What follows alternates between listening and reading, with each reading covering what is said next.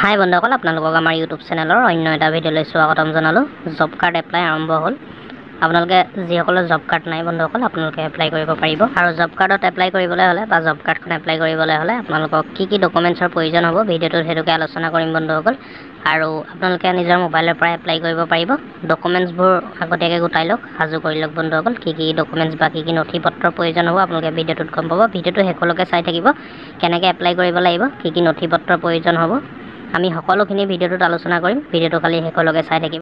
NREGA job card পঞ্জীয়ন 2024 যোগ্যতা আৰু প্ৰয়োজনীয় নথি পত্ৰৰ সৈতে সম্পূৰ্ণ প্ৰক্ৰিয়া।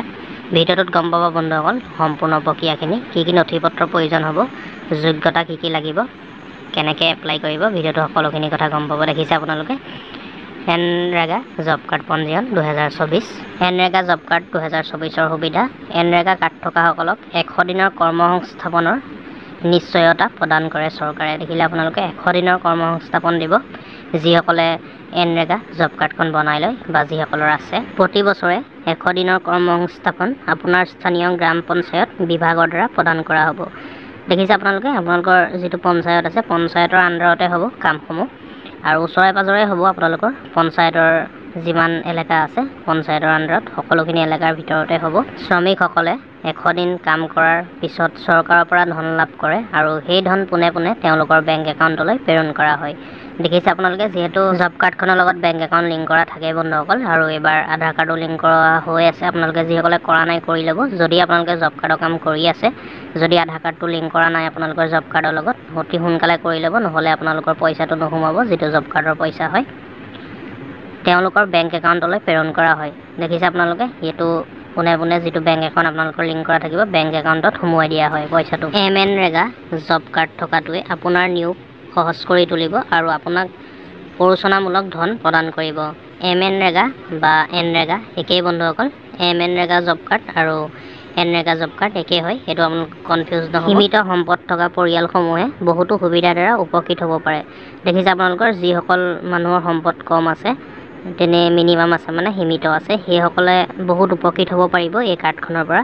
ই পৰিচয় প্ৰমাণ হিচাপেও কাম কৰে। আটাইতকৈ ডাঙৰ কথা বন্ধুসকল, এইটো আপোনালোকে ডকুমেণ্টছ হিচাপে ব্যৱহাৰ কৰিব পাৰিব বিভিন্ন ক্ষেত্ৰত, বিভিন্ন কামৰ ক্ষেত্ৰত বা চৰকাৰী বিভিন্ন কামৰ ক্ষেত্ৰত বা কিবা আঁচনিৰ ক্ষেত্ৰতো আপোনালোকে ব্যৱহাৰ কৰিব পাৰিব পৰিচয় প্ৰমাণ পত্ৰ। আৰু ইয়াৰ কাৰণে কি নথি পত্ৰৰ প্ৰয়োজন হ'ব চাওক, কি ডকুমেণ্টছৰ প্ৰয়োজন হ'ব। গুৰুত্বপূৰ্ণ নথি পত্ৰ প্ৰথমতে লাগিব আধাৰ কাৰ্ড, তাৰপাছত বাসস্থানৰ প্ৰমাণ পত্ৰ, voter ID, domicile certificate, bank account আৰু মোবাইল নম্বৰ।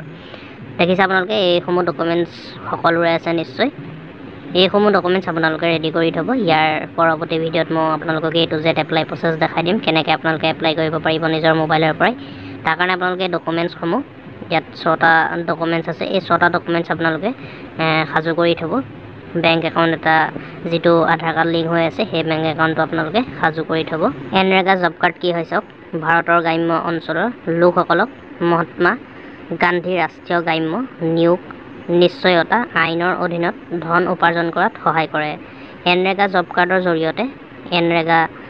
জৰিয়তে ভাৰতৰ গ্ৰাম্য বাসিন্দাসকলক ন্যূনতম স্তৰৰ কৰ্মসংস্থাপনৰ নিশ্চয়তা প্ৰদান কৰা হয়। বঞ্চিত পটভূমিৰ লোকসকলে কাম কৰি পৰিয়াল পোহপাল দিবলৈ সক্ষম কৰাটোৱে এই কাৰ্যসূচীৰ প্ৰধান লক্ষ্য। দেখিলে আপোনালোকে এনৰেগা জব কাৰ্ডৰ মেইন লক্ষ্য কি, প্ৰধান লক্ষ্য কি, যাতে বঞ্চিত মানুহসকলে পৰিয়াল এটা পোহপাল দিবলৈ যাতে অতি সহজতে কাম কৰি পোহপাল দিব পাৰে, তাৰ কাৰণে ইয়াৰ লক্ষ্য বা ইয়াৰ উদ্দেশ্য।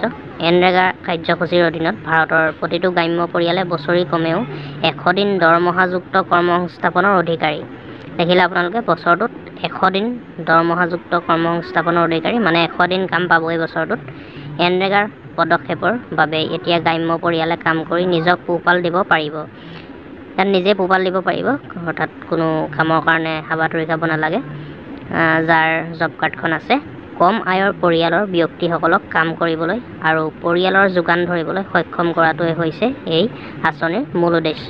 ইয়াৰ পাছত চাওক যোগ্যতাৰ মাপকাঠি, কোনসকল যোগ্য হয় এই আঁচনিখনৰ কাৰণে, অৰ্থাৎ জব কাৰ্ডৰ কাৰণে কোন যোগ্য হয় MNREGA আবেদন কৰিবলৈ আবেদনকাৰী ন্যূনতম বয়স 18 বছৰ হ'ব লাগিব। দেখিলে আপোনালোকে মিনিমাম বয়স 18 বছৰ হ'ব লাগিব। 18 বছৰৰ পৰা এপ্লাই কৰিব পাৰিব। আবেদনকাৰী গ্ৰাম পঞ্চায়তৰ অন্তৰ্গত কোনো গ্ৰাম্য অঞ্চলৰ স্থায়ী বাসিন্দা হ'ব লাগিব। গাঁৱত বাস কৰা হ'ব লাগিব বন্ধু। গ্ৰাম্য অঞ্চলৰ স্থায়ী বাসিন্দা হ'ব লাগিব আৰু পঞ্চায়তৰ অন্তৰ্গত হ'ব লাগিব। আবেদনকাৰীয়ে শ্ৰম বিভাগৰ আনুষ্ঠানিকভাৱে স্বীকৃতি লাভ কৰিব লাগিব। আবেদনকাৰীৰ আধাৰ কাৰ্ড নিজৰ মোবাইল নম্বৰৰ সৈতে লিংক কৰিব লাগিব। ইয়াৰ পিছত চাওক কেনেকৈ ফিল আপ কৰিব লাগিব, অৰ্থাৎ কেনেকৈ ৰেজিষ্ট্ৰেশ্যন কৰিব লাগিব, অৰ্থাৎ কেনেকৈ মানে এপ্লাই কৰিব লাগিব, কি বিচৰা হৈছে এপ্লাই কৰোঁতে। সবিশেষ তথ্য MNREGA জব কাৰ্ড ৰেজিষ্ট্ৰেশ্যন ফৰ্মৰ অধীনত পূৰণ কৰিব লাগিব। আবেদনকাৰী নাম, ফাৰ্ষ্টতে আবেদনকাৰী নাম দিব লাগিব। স্থায়ী ঠিকনা লাগিব। বেংক একাউণ্টৰ সবিশেষ লাগিব।